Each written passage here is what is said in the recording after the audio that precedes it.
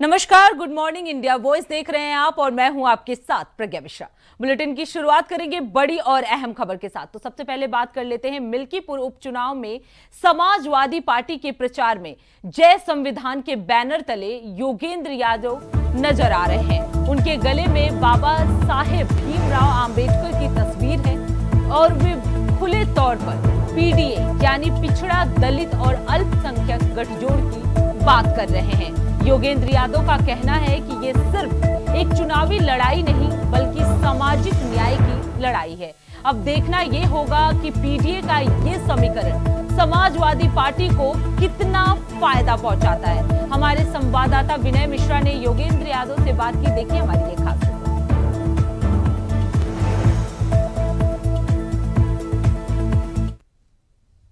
अब रुक कर लेते हैं अगली खबर की। खबर मिर्जापुर से है, जहां एक जिम्मेदार अधिकारी की असंवेदनशीलता साफ नजर आई। आपको बता दें, समाधान दिवस के दौरान इंस्टाग्राम पर रील देखने का सीएमओ का वीडियो सोशल मीडिया पर वायरल हो गया। लालगंज पर तहसील समाधान दिवस के दिन डीएम एक और फरियादियों की फरियाद सुन रही थी, तो वहीं लापरवाह सीएमओ मोबाइल पर रील देखते हुए नजर आ रहे थे। वहीं मामला बाहर आने के बाद बौखलाए सीएमओ ने खबर चलाने वाले पत्रकारों को हाई कोर्ट से नोटिस भेजने की भी धमकी दी है, जिसका ऑडियो भी वायरल हो गया है। सीएमओ ने पत्रकार से कहा कि आप लोग जो बात का बतंगड़ बना रहे हैं, मैं इसकी शिकायत एसएसपी से कर दूंगा। मेरे मोबाइल में इंस्टाग्राम है कि नहीं ये आप लोग साबित करिए। मैं पूरे सीडीआर को निकलवाने के लिए तैयार हूं। लेकिन सीएमओ इस सवाल का जवाब नहीं दे पाए कि आखिर वो फोन पर क्या देख रहे थे।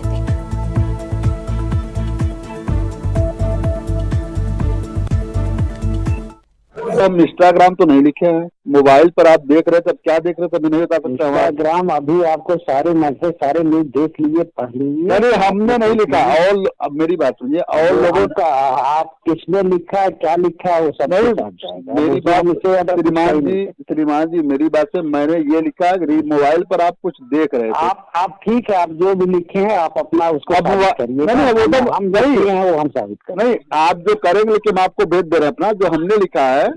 और हम उसमें सफाई कुछ न देना चाहते। नहीं, सफाई की बात नहीं, हम आपको काम कर रहे हो ना, आप अपना काम करो, अच्छा कर रहे हो, आप लोग अपना अच्छा काम करिए। हाँ, और लोगों ने उचित लगेगा वो हमें उचित जो होगा वो मैं उचित नहीं, हम आपके संज्ञान में डाले। और लोगों ने जो है इंस्टाग्राम पे लिखा है, लेकिन हमने लिखा है मोबाइल पर आप देख रहे थे। अब क्या देख रहे थे आप बताएंगे सर।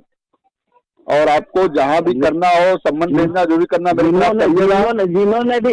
जिन्होंने हमारा इंस्टाग्राम देखा है वो इंस्टाग्राम साबित करेंगे, जिन्होंने हमारा क्या देखा है वो अपना साबित करेंगे, हम अपना साबित। नहीं सर, आपने अभी कहा आपको हाई कोर्ट से नोटिस भेजेंगे, तो आप क्यों भेजेंगे? मैं आपको काम अकेले की बात नहीं कर रहा हूँ। नहीं सर, इंस्टाग्राम मेरा देखो, मेरे में साबित, मेरे मोबाइल में साबित करेंगे कि इंस्टाग्राम है कि नहीं है। हम पूरे सीडीआर निकलवाने को तैयार हैं। जी सर, लेकिन हमने ऐसा कुछ नहीं लिखा, इसलिए आपको समझाना। पूरे मोबाइल की पूरी स्ट्रीमिंग कराने को तैयार। मेरा नाम उनको भी बात कराने के लिए हम कर रहे हैं सर। मेरा नाम रविंदर है, मैं कौटल का भारत राष्ट्रीय दैनिक समाचार पर जिला संवाददाता मिर्जापुर। और हमने आपकी यहाँ से बंधुआ कोई बात नहीं, हमारे तरफ से नहीं है। शुरुआत आप अगर आईटी चेक कराएंगे तो कहाँ से आपको मालूम हो जाएगा, लेकिन हमने जो लिखा है वो भी हो जाएगा। हाँ, इसको भी करवाइए सर, कोई दिक्कत नहीं है। हाँ, सब जो भी आप करिए, समान कार्रवाई करिए, कोई दिक्कत नहीं। पिछली बार जब पकड़ा था तो रोना गाना चालू हो जाएगा, माफ कर दीजिए सर, ऐसी कोई बात नहीं। अभी चलिए उसका भी रास्ता निकालते हैं। ठीक सर जी, नमस्कार। बताइए। नमस्कार। कुछ नहीं, परसों आपको नोटिस मिलेगी हमारे मोबाइल में। आप जो है इंस्टाग्राम दिखाइएगा कि आप इंस्टॉल है, मेरे मोबाइल में इंस्टाग्राम है या नहीं है। आप लोग बहुत बात का बतंगड़ बना रहे हैं। परसों मैं हाईकोर्ट से नोटिस भिजवा रहा हूँ, इसमें आपको मेरे मोबाइल में फिर्याद कर दिया हूँ, मैंने एसएसपी साहब को दे दिया है। मेरे मोबाइल में इंस्टाग्राम है या नहीं ये आप लोग साबित करिएगा। अब रुक करते हैं अगली खबर की। लोकसभा में बजट सत्र के तीसरे दिन विपक्ष के नेता राहुल गांधी ने भाषण दिया। राहुल ने कहा, मैं राष्ट्रपति का भाषण सुना, वे पिछले कई सालों से यही बातें दोहरा रही हैं। आज मैं बताऊंगा कि उनका संबोधन कैसा हो सकता था। राहुल ने कहा कि प्रधानमंत्री का मेक इन इंडिया एक अच्छा आइडिया था, लेकिन नतीजा आपके सामने है। मैं पीएम को दोष नहीं दे रहा, ये कहना सही नहीं है कि उन्होंने कोशिश नहीं की, लेकिन वे असफल रहे। इसके बाद राहुल गांधी बोले, भले ही हम तेजी से बढ़े हैं, लेकिन बेरोजगारी एक समस्या है जिसे निपटने में यूपीए सरकार और एनडीए सरकार दोनों ही कामयाब नहीं हो सकी। और क्या कुछ कहा, चलिए आपको सुनाते हैं।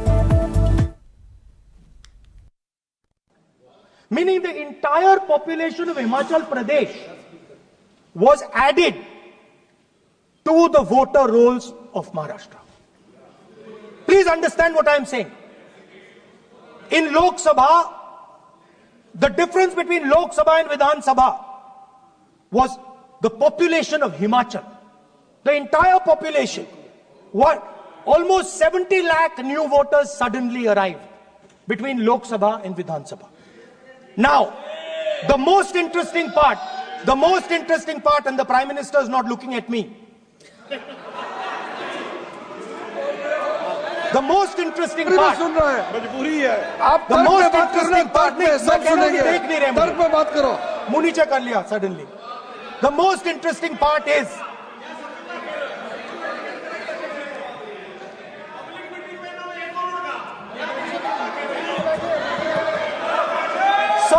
Sir, Maharashtra में more voters were added in 5 months in Maharashtra than were added in 5 years in Maharashtra. जितने 5 साल में ऐड हुए उससे ज्यादा 5 महीने में ऐड हुए, आखिरी 5 महीने में लोकसभा चुनाव के बाद। सर, एक बिल्डिंग है सर शिरडी में, एक बिल्डिंग में 7,000 नए वोटर एक बिल्डिंग में ऐड हुए सर। एक बिल्डिंग में 7,000 नए वोटर ऐड हुए सर।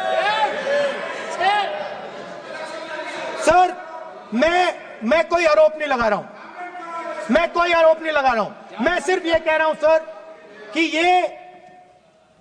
इसमें कुछ ना कुछ प्रॉब्लमैटिक है कि हिमाचल प्रदेश जितने बड़े वोटर्स लोकसभा के बाद जादू से आ जाते हैं। अब हम क्या कह रहे हैं, हमने इलेक्शन कमीशन से रिपीटेडली कहा है कि हम आरोप नहीं लगा रहे हैं, आप एक काम कीजिए, हमें लोकसभा की वोटर लिस्ट दे दीजिए, नेम एड्रेस और इलेक्ट्रॉनिकली दीजिए, और विधानसभा नहीं है। नहीं सर, नहीं। स्पीकर सर, वो सब वेबसाइट पे रहती है, सब जानते हैं, कभी भी कोई निकाल सकता है। स्पीकर सर, मैं समझा देता हूं सर। स्पीकर सर, वो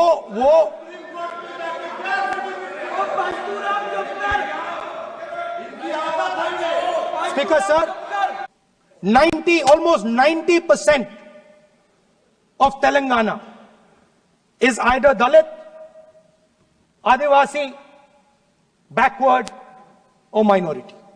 Almost 90%. And I am convinced that is the story across the country. I am absolutely convinced that the OBC population of this country is not one less than 50%, possibly 55%. 16% are Dalits, 9% are Adivasis. There was a photograph. You remember the photograph? Of course. वो मक्खन बांटने वाली, हलवा बांटने वाली photo. मैं हैरान हो गया कि इस बार फोटो ही हटा दी। हलवा खिलाया मगर दिखाया नहीं किसको खिला रहे। प्लीज। तो at the center of any new development paradigm for this country, which runs parallel with the production paradigm I spoke of, which works together with the production paradigm I spoke of, is the participation of lower castes, OBCs, Dalits, Adivasis in the wealth of this country. अब रुक करते हैं अगली खबर की। लखनऊ से इस वक्त की बड़ी खबर आपको बता दें, 10 फरवरी के बाद कांग्रेसी नेता महाकुंभ जाएंगे। राहुल और प्रियंका गांधी महाकुंभ जाने की चर्चा जो है वो जोरों शोरों पर है। आपको बता दें कांग्रेस प्रदेश अध्यक्ष समेत कई कांग्रेसी नेता जो है महाकुंभ में शामिल होंगे। कांग्रेसी नेता त्रिवेणी संगम में डुबकी लगाएंगे। महाकुंभ की तैयारियों में कांग्रेस का भी जुड़ाव। तो ये इस वक्त की बड़ी खबर आपको हम बता दें कि कांग्रेसी नेता जो है 10 फरवरी को महाकुंभ जाने वाले हैं, जिसमें से राहुल गांधी और प्रियंका के भी जाने की चर्चा जो है वो तेज है। आपको बता दें कांग्रेस प्रदेश अध्यक्ष समेत कई कांग्रेसी नेता जो है महाकुंभ जाएंगे। कांग्रेसी नेता त्रिवेणी संगम में डुबकी भी लगाएंगे। तो आपको बता दें कि कांग्रेसी नेता जो है वो 10 फरवरी को महाकुंभ में जा सकते हैं। इसको लेकर राहुल गांधी और प्रियंका गांधी के जाने के भी चर्चे जो है वो तेज हो गए हैं। आपको बता दें संगम में डुबकी लगाएंगे कांग्रेस नेता। तो ये बड़ी जानकारी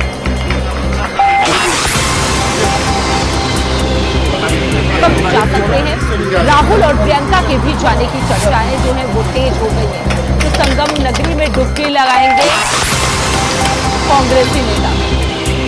वहीं इस खबर पे ज्यादा जानकारी देने के लिए हमारे साथ मोहम्मद आसिफ फोनो लाइन से जुड़ चुके हैं। आसिफ, अब ये खबर भी सामने आ रही है कि कांग्रेसी नेता जो है वो महाकुंभ में जाने वाले, क्या कुछ अपडेट है इस मामले में? जी बिल्कुल प्रज्ञा, जिस तरह से श्री राम मंदिर, अयोध्या और महाकुंभ स्नान को लेकर सियासी पारा काफी हाई रहा है। अगर देखा जाए तो अयोध्या को लेकर भी खूब सियासत हुई और महाकुंभ में स्नान को लेकर भी लगातार वार पलटवार चलता रहा। और जिस तरीके से सपा प्रमुख अखिलेश यादव भी महाकुंभ गए और स्नान किया, उनके बारे में भी सियासी तीर खूब चली।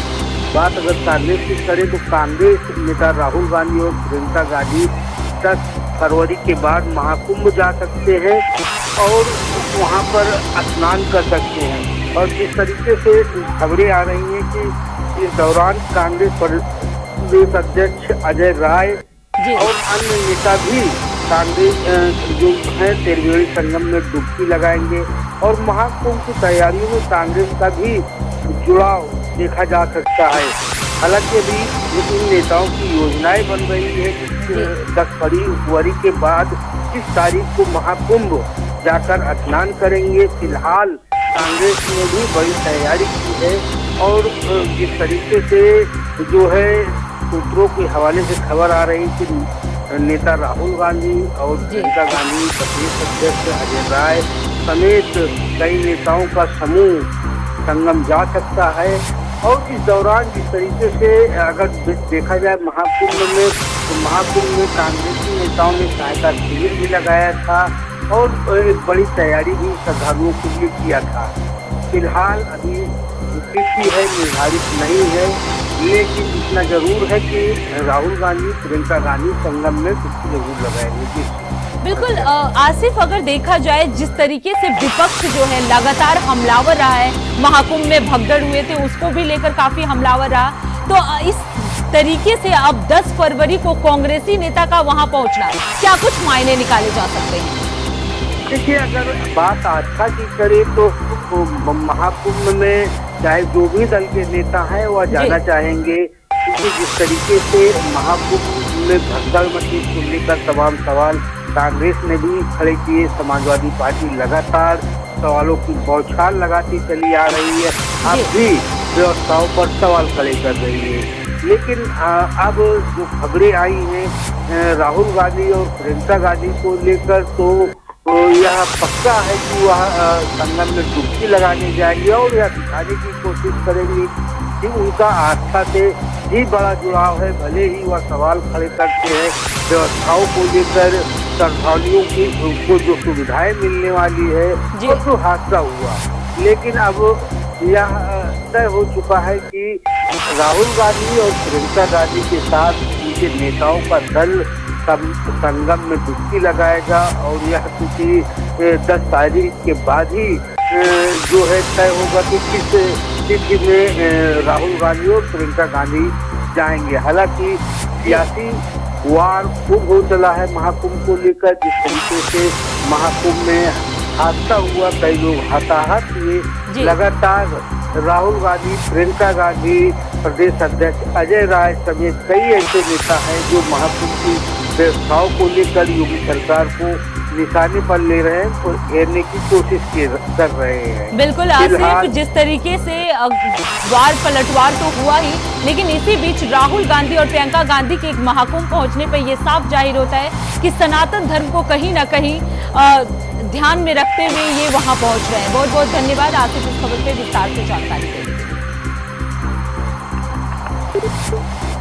तो कांग्रेसी नेता जो हैं वो 10 फरवरी को महाकुंभ जा सकते हैं। राहुल और प्रियंका गांधी के भी महाकुंभ जाने की चर्चाएं जो है वो तेज है। अब रुक कर लेते हैं अगली खबर की। मिल्कीपुर में होने वाले उपचुनाव को लेकर एक बड़ा सवाल खड़ा हो गया है। आपको बता दें, वोटरों को बीएलओ द्वारा मतदान पर्ची वितरित जो है वो नहीं की जा रही है, जिससे जनता में आक्रोश जो है वो बढ़ता ही जा रहा है। सांसद अवधेश प्रसाद ने इसे लोकतंत्र के लिए एक गंभीर चुनौती बताया। अब सवाल ये उठता है कि चुनाव आयोग इस पर क्या कदम उठाएगा? क्या वोटरों को उनका अधिकार दिलाने के लिए कोई ठोस कार्रवाई की जाएगी? हमारे संवाददाता विनय मिश्रा ने इस मुद्दे पर सांसद अवधेश प्रसाद से खास बातचीत की। चलिए आपको सुनाते हैं। मिल्कीपुर का चुनाव जो है दिलचस्प है, लेकिन यहाँ पे आरोप लगाया जा रहा है कि तमाम गाँव में जो है पर्चियां नहीं जा रही हैं। जो हमारे साथ सपा सांसद अवधेश प्रसाद जी हैं, क्या कहेंगे? पर्चियां नहीं पहुंच रही हैं और खास देखिए, स्वच्छ और स्वतंत्र मतदान करने के लिए और सभी मतदाताओं को अपने मतदान करने के लिए चुनाव आयोग की तरफ से जो निर्देश है उसका पालन करने के लिए हमने चुनाव आयोग को भी लिखा, फैक्स किया, राष्ट्रीय अध्यक्ष माननीय अखिलेश जी को भी फैक्स किया, और यही नहीं, यहाँ के जिला अधिकारी जो जिले के चुनाव अधिकारी हैं उनको मिलकर के इस दिशा में मैंने ध्यान दिलाया कि बहुत जगह पर पर्चियां जो बीएलओ द्वारा बंटनी चाहिए, पर्चियां बहुत कम बांटी जा रही हैं। यहाँ तक कि अगर 900 वोट है तो हमने देखा कि 100 लोगों को पर्चियां मिली हैं, और 900 लोग वो हैं जो समाजवादी पार्टी के समर्थक हैं, वोटर हैं, यादव हैं, मुस्लिम हैं, पारसी हैं, या यूँ कहिए समाजवादी पार्टी के जो समर्थक हैं उनको पर्चियां नहीं दी जा रही हैं। इसको लिखित तौर से, फैक्स से और प्रेस में हम बोल चुके हैं, और आज भी हमारे नेता माननीय अखिलेश यादव जी आए थे, उन्होंने भी कहा, और यहाँ तक कहा अगर पर्चियों में वितरित नहीं की गई तो मैं स्वयं आ जाऊंगा लखनऊ से, और 100-200 लोगों को उन गांव में जहां जहां पर्चियां नहीं मिली हैं जानकारी लेकर के हम जिलाधिकारी जो चुनाव के हमारे जिले के अधिकारी हैं उनको हम मिलेंगे और उनसे इस बात का ये कहेंगे कि सुनिश्चित किया जाए सब लोगों को पर्चियां बंटे। तो क्या लग रहा है कि शासन का दबाव है क्या अधिकारियों पे या बीएलओ पे? ऐसा है, ये चुनाव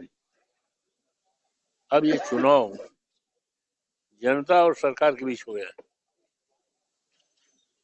जनता और सरकार के बीच सरकार को यकीन हो गया है कि जो जनता है वही मतदाता है, वो पूरी तरह से इस भारतीय जनता पार्टी की राज्य से सरकार से पूरी तरह से उब चुकी है। हमारे साथ सांसद अवधेश प्रसाद हैं, उन्होंने इंडिया वाइज के सभी सवालों का बेबाकी से जवाब दिया है। अब ये देखने वाला होगा कि 5 फरवरी को जो चुनाव मतदान होना है तो ये इस तरीके का शासन का जो दबाव चल रहा है वो देखने को मिलता है या नहीं। सहयोगी रमेश पांडे के साथ विनय मिश्रा। अब रुक कर लेते हैं अगली खबर की। कानपुर से इस वक्त की बड़ी खबर आपको बता दें, अवैध हॉस्पिटल की काली करतूत जो है वो वीडियो स्ट्रिंग कैमरे में कैद हो गई है। हॉस्पिटल में की जा रही नवजात शिशुओं की हत्या, लेडी डॉक्टर का वीडियो जो है वो वायरल हो गया इंडिया वॉइस इस वीडियो की पुष्टि नहीं करता, लेकिन आपको बता दें ये वायरल वीडियो में लेडी डॉक्टर का वीडियो जो है वो वायरल हुआ है, जहां पे देखा जा सकता है कि हॉस्पिटल में नवजात शिशुओं की हत्या की जा रही है। तो ये बड़ी जानकारी, बड़ी अपडेट आपको हम बता दें, कानपुर से ये बड़ी खबर है, जहां अवैध हॉस्पिटल की काली करतूत जो है वो वीडियो के स्टिंट कैमरे में कैद हो गई है। हॉस्पिटल में नवजात शिशुओं की हत्या की जा रही है। लेडी डॉक्टर का ये वीडियो जो है वो वायरल हुआ है। हालांकि इंडिया वॉइस की जो टीम है इस वायरल वीडियो की पुष्टि नहीं करता, लेकिन आपको बता दें ये वायरल वीडियो जो है कानपुर का बताया जा रहा है, जहां अवैध हॉस्पिटल की काली करतूत जो है वो सामने आई है। मैं डॉक्टर हरिधर, सीएमओ कानपुर नगर। पहले तो आपका बहुत बहुत शुक्रिया कि आपने इस तरह की एक खबर दी है हमको, और हमारे लिए तो सूचना का एक आप ही लोग होते हैं, माध्यम होते हैं। जब आप लोग अभी डीएम साहब के यहाँ गए थे तो वहाँ से मेरे पास फ़ोन आया था। मैं इसकी तुरंत मैंने लिख के, और जो हमारे जो एडिशनल सीएमओ हॉस्पिटल रजिस्ट्रेशन देख रहे हैं उनको मैंने तुरंत आदेशित कर दिया है। वो आज ही इसकी कुछ वहाँ से छानबीन करके जो भी रिपोर्ट लाते हैं जांच करके, उसके आधार पे फिर मैं आपको इसको बाद में अपडेट करता हूँ। और जो भी वहाँ पे गलत काम हो रहा होगा, जो गलत तरीके से हो रहा होगा, या गलत डॉक्टर कर रही होगी, या अप्रशिक्षित डॉक्टर कर रही होगी, या जो भी इस तरह की कोई अनियमितता होंगी, या वहाँ का रजिस्ट्रेशन नहीं है, तो उस सब पे भली भांति कार्य किया जाए। कानपुर के नवस्ता स्थित निशु हॉस्पिटल का एक वीडियो वायरल हुआ है, जिसमें कि एक महिला वहां पर जाती है और अबॉर्शन की बात करती है। बता दें कि जो संचालक निशु हॉस्पिटल के हैं देश राजपाल, वो पूरी तरह से अपने हॉस्पिटल में अबॉर्शन का जो काला धंधा है, जिस तरह से जो रोक लगाई गई है, वो अपने लेडी डॉक्टर से वो काम करवाते हैं। इसमें एक वीडियो वायरल हुआ है कि जो लेडी बात कर रही है, जो डॉक्टर है वो साफ बोल रही है कि इसमें आप पहले अल्ट्रासाउंड कराइए, जो जांच आएगी, जांच के बाद अच्छे से अबॉर्शन किया जा सकता है। इसको लेकर के जब सीएमओ से बात की गई तो सीएमओ साहब ने बोला कि इसकी जांच की जा रही है, और जैसे भी इसमें जो जांच पाए जाते हैं, कोई जो वीडियो वायरल हुआ उसकी जांच पाए जाते हैं, उसके सख्त इसमें कठोर कार्रवाई की जाएगी। और अगर उसमें ये पाया जाती है कि उसमें रजिस्ट्रेशन भी नहीं है, उसके खिलाफ भी उस डॉक्टर के और हॉस्पिटल के खिलाफ कार्रवाई की जाएगी। कानपुर से Mukesh Gautam, India voice news. तो फिलहाल इस बुलेटिन में इतना ही। देश दुनिया की तमाम बड़ी खबरों के लिए देखते रहिए इंडिया वॉइस। तब तक के लिए नमस्कार।